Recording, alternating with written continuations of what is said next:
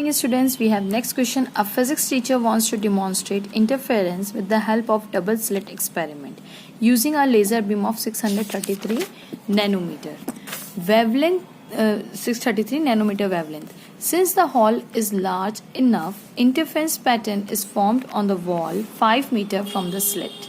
For clear and comfortable view by all the students, they want the fringe width 5 millimeter. Find the slit separation for obtaining desired pattern and how far will the first minimum from the central maxima. ठीक है, तो चलिए start करते हैं हमारा question. ये बोल रहे हैं यहाँ पे कि कंफर्टेबल व्यू के लिए, क्योंकि बहुत लार्ज हॉल है तो सारे स्टूडेंट्स देख पाए, इसीलिए वो स्टैंडर्ड कितना they want the fringe width to be 5 millimetre. उनको तो 5 मिलीमीटर की कम से कम मिनिमम से मिनिमम फ्रिंज विथ का मतलब क्या है स्टूडेंट्स? बीटा दिया हुआ है. तो बीटा कितना दिया हुआ है? 5 मिलीमीटर. इसको मीटर में कन्वर्ट कर देंगे, दैट इज 5 इंटू 10⁻³ मीटर्स. और वेवलेंथ कितनी यूज करिए? 633 नैनोमीटर. 633 इंटू 10⁻, नैनो का 9 कर दे मीटर. ओके, नैनो का 10⁻⁹ है ना, ये 3 है. Okay, this is 3. अब हम यहाँ पे डायग्राम बना लेते हैं. हमारा ये हमारी स्लिट है और ये हमारी स्क्रीन है. वॉल है, मतलब वॉल ही हमारी स्क्रीन की तरह काम कर रहा है, बन जाता है वॉल पे. आप मेरे वीडियोस है शॉर्ट्स में देखेंगे तो मैंने पूरा ये इंटरफेरेंस का पैटर्न, डिफ्रैक्शन का पैटर्न अपलोड करके रखा है, जिसमें मैंने अपने बाल का यूज करके काम किया था. So you can watch it. अब देखिए क्या चाहिए उन्हें कि ये यहाँ से यहाँ तक की जो दूरी है वो कह रहे हैं कितनी है? This is d which is equals to कितना है, मतलब ये यहाँ से यहाँ तक की दूरी कितनी है? 5 metre. Since the hall is large enough, interference pattern is formed on the wall 5 meter from the slits. ये स्लिट कुछ ऐसी होगी. अब ये स्लिट कुछ भी हो सकता है, ठीक है. स्लिट एक ब्लेड भी लेके आप काम कर सकते हैं. आप दो छोटे छोटे बारीक बारीक, तो स्लिट से लेके यहाँ तक की इन बाल ले सकते हैं, जैसे मैंने अपने हेयर से किया था, है ना. तो यहाँ से लेके यहाँ तक की दूरी कितनी है? 5 मीटर तक की है. अब इन दोनों के बीच की मिनिमम दूरी कितनी होगी? Small D. स्लिट्स के बीच की दूरी स्मॉल डी. और फिर वो बोल रहे हैं कि वेवलेंथ यूज की है, तो फाइंड द स्लिट सेपरेशन, यानी डी निकालना है. We have to find out D. Find the slit separation for obtaining the desired pattern. तो अब डी निकालने के लिए हम क्या बोलेंगे कि हमें तो पता है एक चीज कि बीटा की वैल्यू हमें दे के रखी है. बीटा क्या होता है? Fringe with. फ्रिंज मतलब ये है ना, फ्रिंज विथ, मोटाई, फ्रिंज की मोटाई. तो अगर ये मेरे डार्क फ्रिंजेस है तो इन दोनों के बीच के इज द दूरी इज द बीटा, है ना. दो कॉन्जुकेटिव ब्राइट फ्रिंज या डार्क फ्रिंज के बीच की दूरी बीटा होती है, क्योंकि इंटरफेरेंस पैटर्न है तो ब्राइट और डार्क की दोनों की सेम फ्रिंज विथ होती है, ठीक है. तो अब चलिए, बीटा हमें पता है, by the formula we have lambda D by D होता है ना. तो बीटा हमें दिया हुआ है, लैम्डा दिया हुआ है, डी दिया हुआ है, स्मॉल डी निकाल लेंगे यहाँ से. तो स्मॉल डी की वैल्यू कितनी आ जाएगी? Lambda D by beta. Lambda की मैं वैल्यू रख देती हूँ 633 इंटू 10⁻⁹.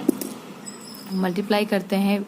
डी कितना है? 5 मीटर्स. सब कुछ स्टैंडर्ड हमने कन्वर्ट कर दिया है. Lambda is equals to beta is equals to 5 into 10⁻⁻3. ये अब ये और ये गया, है ना. तो आंसर कितना आ जाएगा? 633 इंटू 10⁻, ये देखिए -3 ऊपर जाएगा तो +3 हो जाएगा, तो -9 + 3 which is equals to d is equals to 633 into 10⁻⁻6 metres.